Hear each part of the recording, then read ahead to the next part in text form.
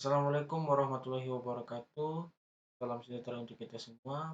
Perkenalkan, nama saya Oscar Jeffrey Tolaka, NIM 2021 5220, Prodi Teknik Sipil, Fakultas Teknik, mahasiswa Universitas Tribuana Tunggadewi Malang.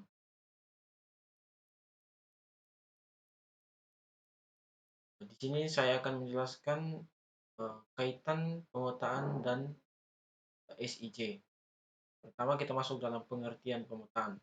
Pemetaan adalah suatu proses menyajikan informasi muka bumi yang berupa fakta dunia nyata, baik bentuk permukaan buminya maupun sumber daya alamnya, berdasarkan skala peta, sistem proyeksi peta, serta simbol-simbol dari unsur muka bumi yang disajikan. Pengertian SIJ. Sistem informasi geografis adalah sistem komputer yang digunakan untuk memasukkan, menyimpan, memeriksa, mengintegrasikan, memanipulasi, menganalisis, dan menampilkan data yang berhubungan dengan posisi-posisi di permukaan. Apa itu peta? Peta merupakan gambaran kenampakan objek permukaan bumi atau segala sesuatu yang terkait dengannya. Erwin Rice menambahkan bahwa peta ialah gambaran permukaan bumi secara konvensional yang terjadi atas garis tegak lurus, angka, huruf, simbol, warna, dan lain sebagai tambahan informasi. Gambaran objek-objek bumi yang bisa dikatakan sebagai peta apabila objek-objek tersebut diwakilkan dengan simbol, adanya interpretasi permukaan bumi yang tidak datar ke bidang datar, memiliki skala sebagai perbandingan ukuran sebenarnya dengan ukuran pada peta. Komponen peta. Komponen peta terdiri dari judul, garis tepi, petunjuk arah, skala peta, insert peta, keterangan pada simbol atau legenda, koordinat simbol peta, tulisan dan warna. Fungsi peta. Peta berfungsi untuk menunjukkan lokasi suatu tempat atau wilayah di permukaan bumi. Selain itu, peta juga berfungsi untuk menggambarkan bentuk-bentuk atau fenomena di permukaan bumi, memperlihatkan luas daerah, ukuran, dan jarak pada permukaan bumi, menyatakan informasi tentang konteks keruangan. Pengertian penginderaan jauh. Penginderaan jauh atau remote sensing mengacu pada kegiatan pengamatan, pencatatan, dan mempersepsikan peristiwa yang berada di kejauhan. Lebih jauh lagi, apa itu penginderaan jauh? Mari kita simak definisi berdasarkan para ahli. David T. Lindgren.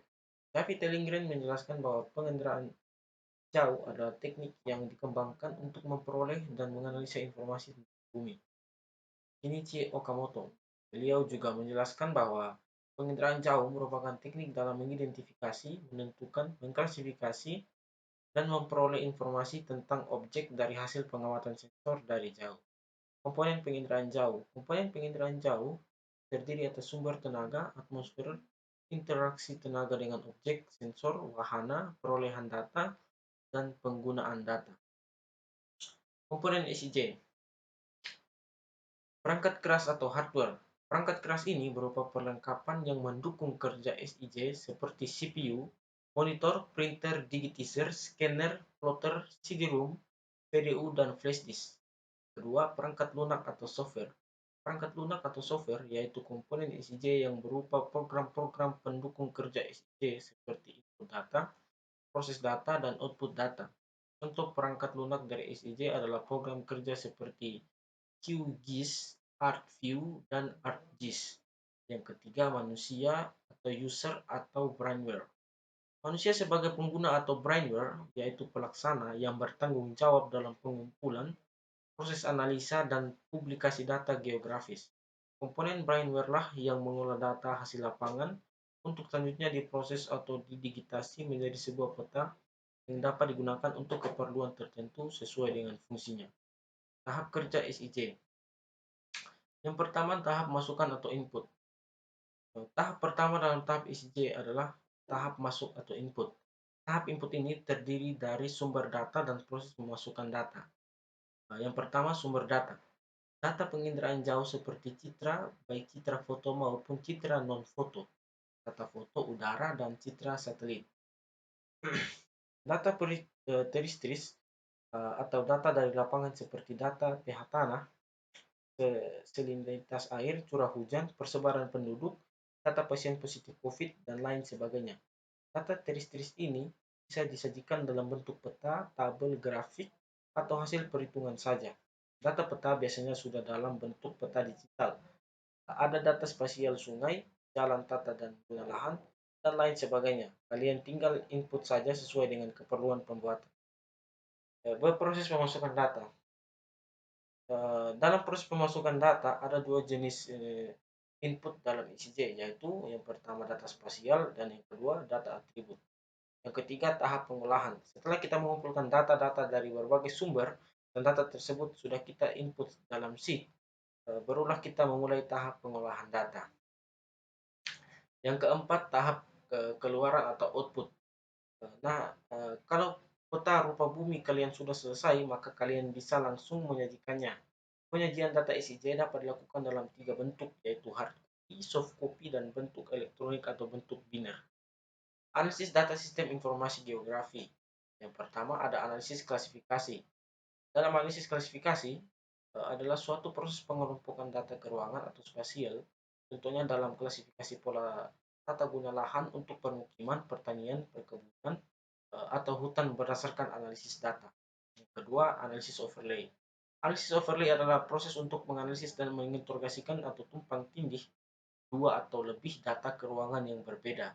Contohnya dalam analisis daerah rawan erosi dengan menggabungkan data ketinggian, jenis tanah, dan kadar air. Yang ketiga, analisis networking. Analisis ini bertitik tolak pada jaringan yang terdiri dari garis-garis dan titik-titik yang saling terhubung. Analisis networking seringkali dipakai dalam sistem jaringan telepon, kabel listrik, pipa minyak atau gas, maupun pipa air minum atau saluran pembuangan. Keempat adalah analisis buffering. Kelima adalah analisis 3 dimensi. Fungsi sistem informasi geografis. Yang pertama, SIG untuk investasi sumber daya alam. Manfaat SIG untuk investasi sumber daya alam SDA adalah sebagai berikut. Untuk mengetahui persebaran berbagai SDA, misalnya minyak bumi, bara, emas, besi, dan barang tambang lainnya. Yang kedua ada SIJ untuk perencanaan pembangunan.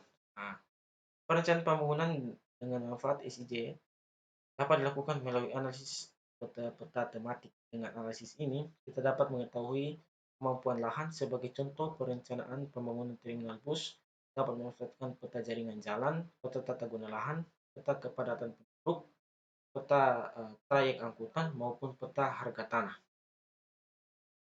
Keterkaitan peta dan SIJ. Dari definisi SIG dan peta di atas, kita dapat mengetahui bahwa SIG dan peta mempunyai keterkaitan erat. Peta merupakan data yang dapat digunakan sebagai input dalam SIJ. Dapat dikatakan bahwa peta merupakan sumber data bagi SIJ. Peta disimpan di dalam komputer sebagai data yang nantinya dapat dipanggil kembali, dimanipulasi, maupun dianalisis. Adapun perbedaan peta dan SIJ. Untuk mempersingkat waktu, di sini saya hanya menyebutkan satu saja di antara masing-masing perbedaan tersebut. Yang pertama, peta, data yang bersifat statis. Peta merupakan kumpulan dari atribut numerik, alfanumerik, dan gambar tentang entity atau benda, kejadian, aktivitas. Sedangkan SIG itu sendiri sistem informasi yang bersifat dinamis. SIG merupakan sistem pengorganisasian dari data sehingga berguna, bernilai untuk analisis spasial, evaluasi, dan pengambilan keputusan. Persamaan peta dan SIJ. Yang pertama, sama-sama memberikan informasi referensi geografis. Yang kedua, sama-sama memberikan informasi tentang gambaran permukaan bumi. Mengapa peta merupakan media komunikasi yang sangat powerful? Karena peta mempresentasikan gambaran permukaan bumi dari suatu wilayah beserta fitur dan topologinya. Dengan adanya peta, suatu negara dapat mengintersegasikan mana-mana saja wilayahnya, kekuasaan secara utuh dan jelas.